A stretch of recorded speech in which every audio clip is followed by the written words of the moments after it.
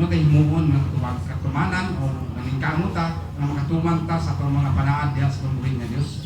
Mostly sa ato karon nga mga igsunan, kayon ko tunaling Domingo nga na-term ba gamiton, ano gulanon ko kay tumanon, no? Ay lagi sa gulanon na. Kaya ako di naman ko gustiso kung anon. Gustiso naman ko medyo tikalo naman. Kay kaliwan ko ilong ato pa nila, no? Kaya nga term, kada siya na term, nakakaroon na siya, nakaling tikalo, hindi mo yung kuha ni. Nya, o bilang kulanon, may kulanon, kay dilit kayo sila manaad. Ang problema kay silang tuman, ano ko pa. Pero sa pulong sa Ginoo, na ato masabtan, ato madungog, no?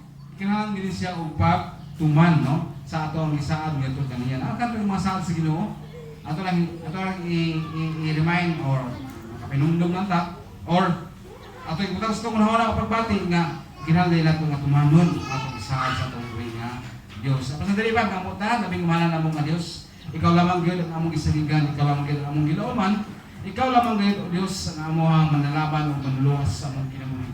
Usa ka lang oras sa Ginoo, ang pulong, among kining pag-isgutan para sa pagpasabot o pagmatuod nga ikaw gayon ang among gisaligan. Usa kang tanan Ginoo, diyan naman kanimo salig tugyan in the name of Jesus. Amen. Amen. Sa atong kinabuhi karon nga igsunan duha kitay mga butang nga ato gyud kanunay nga ginahampingan, ginapakibatukan ko sa atong kaugalingon tungod sa gusto ng atong kinabuhi mapunta sa dili maayo, no?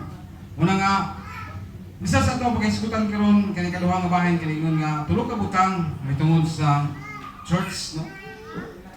Isud ka church. Dili ka sumbuling kini church naman, no? So naisguta about sa dili building atong isgutan, no? Dili kinsa ka ni nga church, no?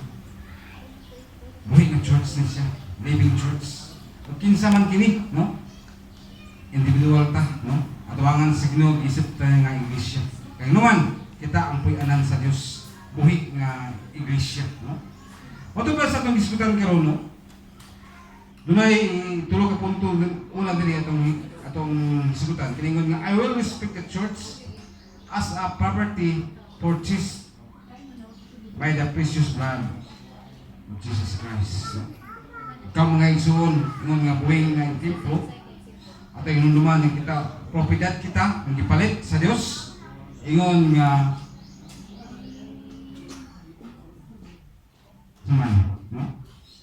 Gipalit kita niya, ingon nga buhi nga halal, no? Sa itong kinabuhi, mag-igsunan, disyuta magabantay, no? Or sa ito nga butang sa unahon na ikaw mananak karon sa sulod sa iglesia, ikaw karon nga gidawat ang Hesus Kristo ingon nga personal mo nga manluwas, ingon nga gilan mo siyang Dios sa imong kinabuhi, no? Matawag na ikaw o propiedad niya, no?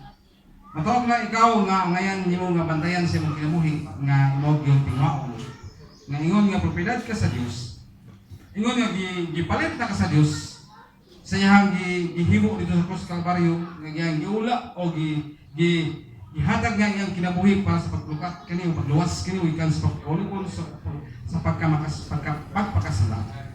Bantayan nato kay sunan po kini nga ato kinabuhi usa na kini ka kabahin.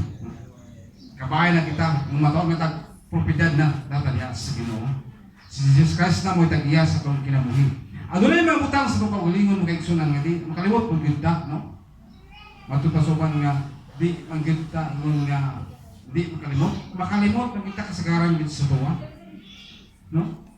Matagkaroon ng unya dunay mga panahon nga makahimo ka og mga buluhaton nga makain ka sa mga makalimot jud ko. Ako wala to gitimanaan nga di ko to ang main buhaton pero kalimot jud ko. Mo ni sagaran sa nasa kong pagbati, no? Ang ban yung tutuban nga ako may perfecto nga tao, no? Sa mga igsoon kinamatay diha sa Ginoo. Giusap naman ang ato pagkadili perfecto, no? Ang ato lang is to care na lang, bantay na lang ta kanunay sa atong pagkinabuhi nga dili ta mapunta sa dili maayo nga mga pagkinabuhi, no? Kumingon mga sa tugulingon nga di man gyud na kalikayan, no? So ate lain pagkabuhaton gyud. Magsusi lang ta kanunay tubangan sa Ginoo. Kung siya imong kaugalingon, no? Kay kining imong kaugalingon, kaning imong kinabuhi gipalit na sa Dios.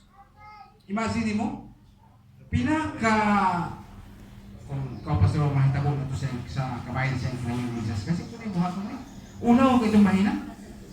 No? Kung iyong tanahon, ilansang ka dito sa krus. No?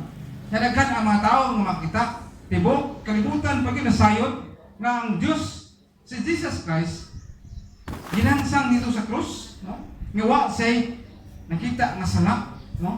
Ang purpose lamang ngayon niya, tungkol kay ingon mo siya nga natapos na, gusto niya nga matapos na ang iyang ministry din sa kalibutan.